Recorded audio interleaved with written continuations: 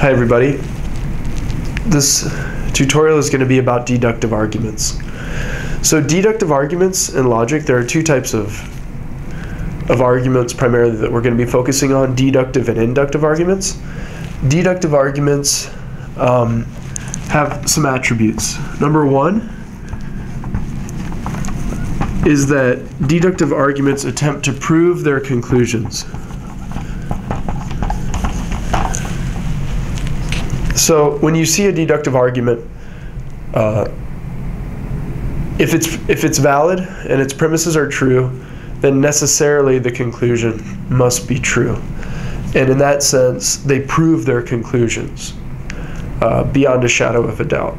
Now, we can debate the validity, and we can also debate whether or not the premises are true or the conclusion is true, but deductive arguments attempt to prove their conclusions.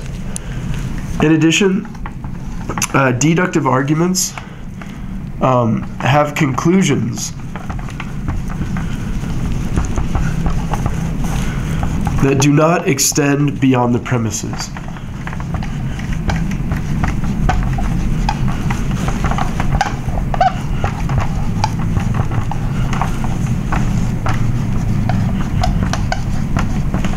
And this will make more sense as we do some examples.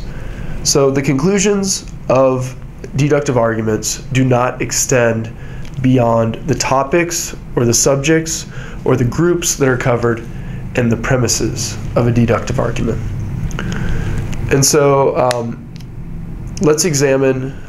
I'll give you some samples of deductive arguments, and hopefully you'll be able to see what these things mean. Actually, I'll just leave this up for now.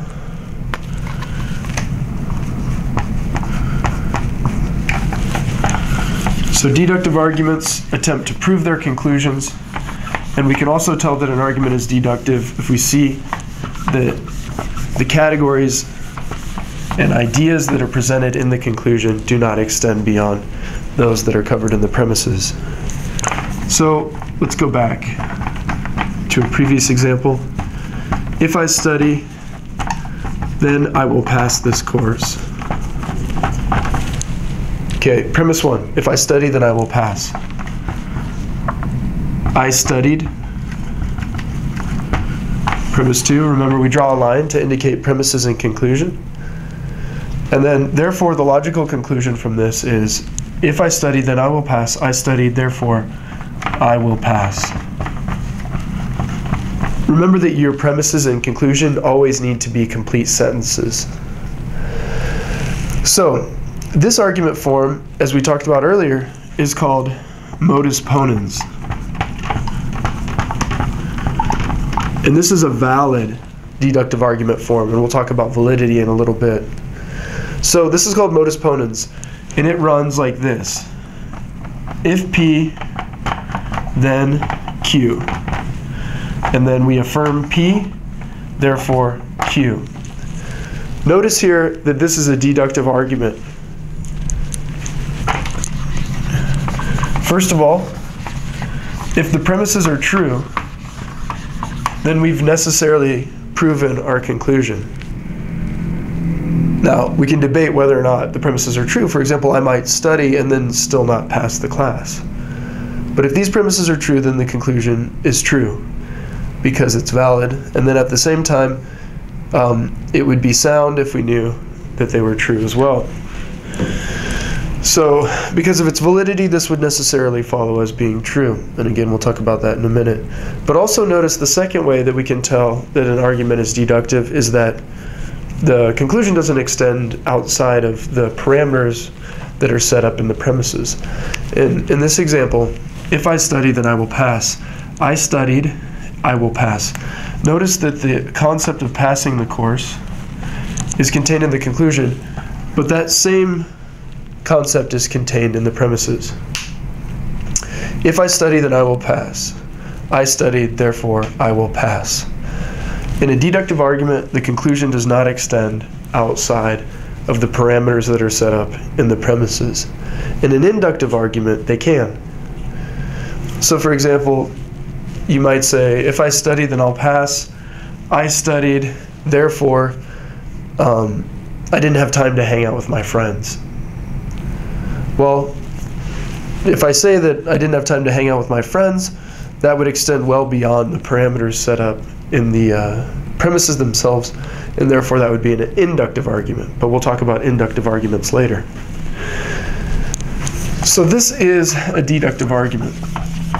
Now, deductive arguments don't have to be merely two premises and a conclusion, but most of the valid forms that you'll study in this course will fall into that style. So here's another form of deductive argument. I will study, or I will fail. I will study, or I will fail. I'm not going to study.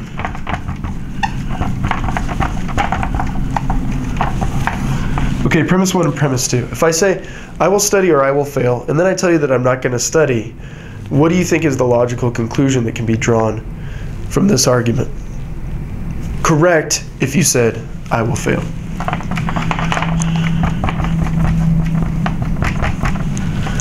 I will study or I will fail. I'm not going to study, therefore I'm going to fail. Notice again that the concept of failing, or failing in the future, is contained totally in the premises. The conclusion does not extend outside of the parameters that are set up in the premises. However, the conclusion does differ in that it's a simplified form of one of the premises. You don't want to just say one of the premises the exact same thing in your conclusion. You don't want to use a premise as a conclusion. If I say, I don't believe in Santa Claus because I don't believe in Santa Claus, that's just begging the question. That's just a tautology. I can't say that I've proven something merely by stating something again in the exact same fashion. And here I haven't stated things in the exact same fashion. Now, this form is also a valid form. It's always valid. And this form is called Disjunctive Syllogism. And again, this will make more sense once I do the section on validity. I'm not going to do validity right now because we just want to focus on deduction. But this is a form called Disjunctive Syllogism. So just like the previous form was called Modus Ponens, if P then Q, P therefore Q. This form goes like this, and it's called Disjunctive Syllogism.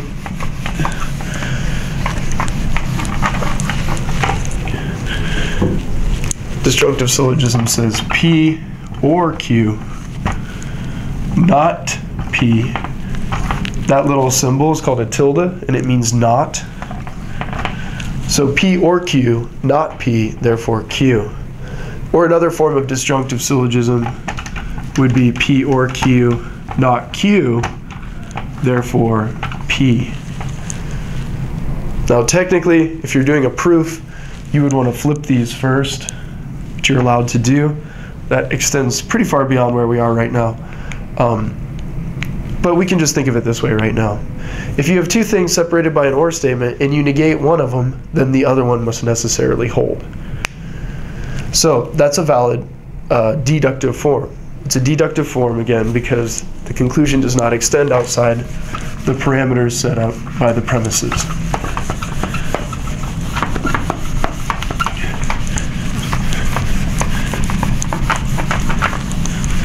But there are other types of arguments that are also deductive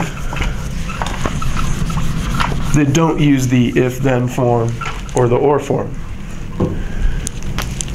And these are categorical arguments. Okay, so if I say something like, all men are humans, all men are humans, and then I say, Pamela is not a human,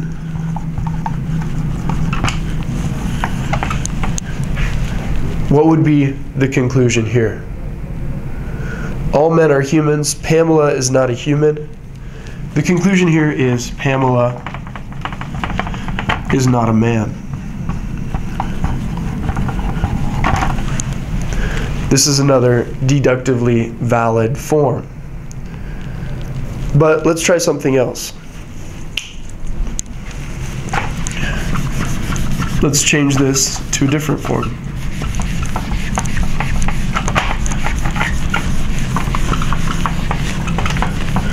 Let's use women this time so that we're not being gender biased. All women are mammals. All women are mammals. True statement. And then we could say let's see, what's a good animal to do? Some horses are mammals.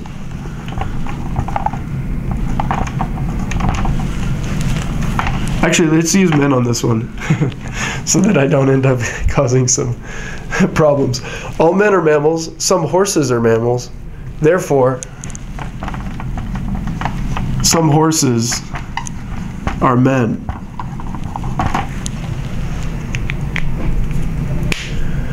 All men are mammals. Some horses are mammals. Therefore, some horses are men. Okay, this is another deductive argument form. Notice we have horses here, and we have horses here, so we're not extending beyond the horse category. Men here and men here. Now think about this. Is this a good argument? Let's just say, is this a good argument? All men are mammals, some horses are mammals, some horses are men.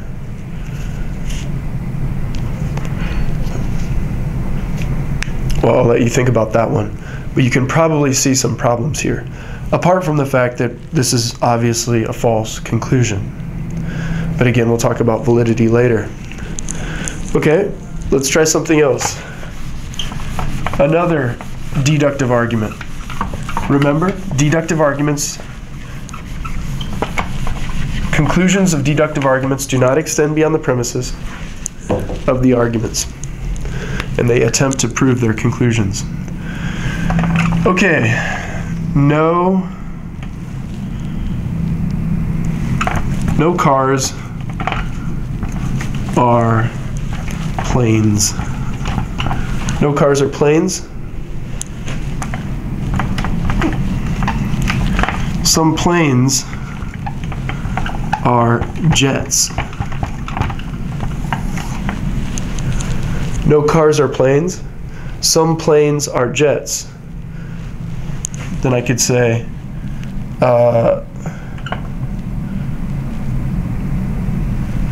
some jets are not cars. Some jets are not cars.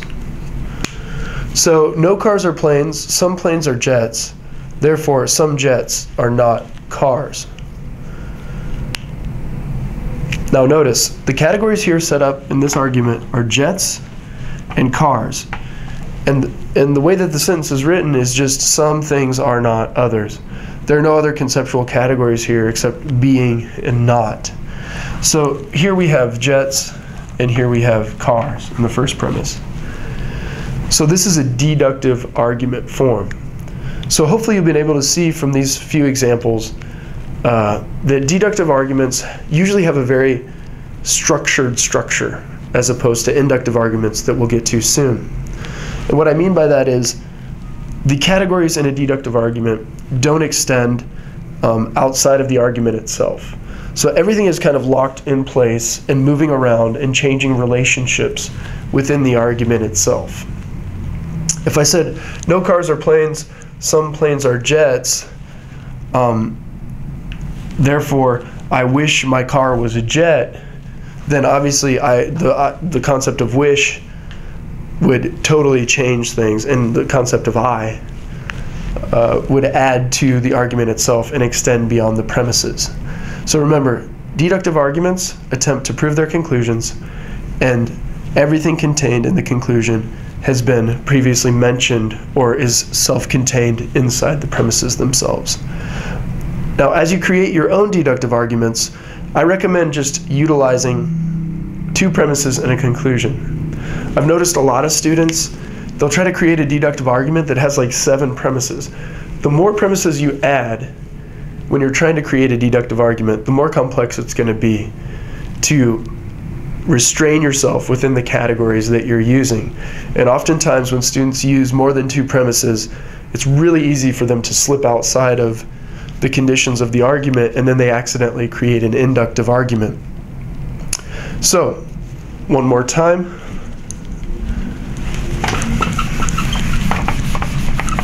We've talked about some argument forms that are deductive, and they're also valid. We'll talk about validity in a little bit, and we'll come back to these themes. But I do want to introduce these forms because it's pretty easy to remember them.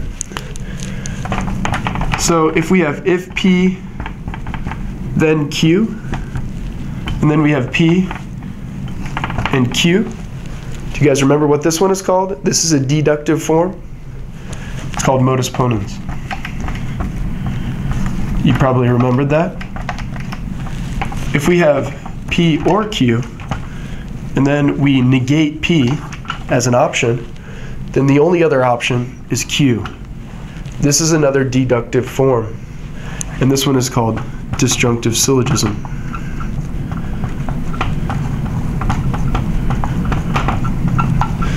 And then also remember that when you have arguments that involve words like all trees are plants, that use all, no, some, or some are not, then you're probably dealing with a deductive argument too. And those kinds of arguments are called categorical arguments. That's categorical logic.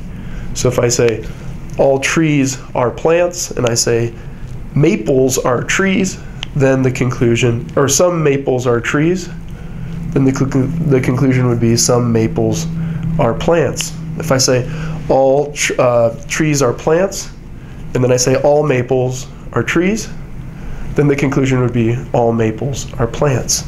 So when you see all, none, or no, some, or some are not, then also be thinking that this is a deductive argument. Okay, so next time we will be talking about inductive arguments, and then we'll move on from there to validity in deductive arguments, and we'll come back to our friends Modus Ponens and Disjunctive Syllogism. All right, see you soon.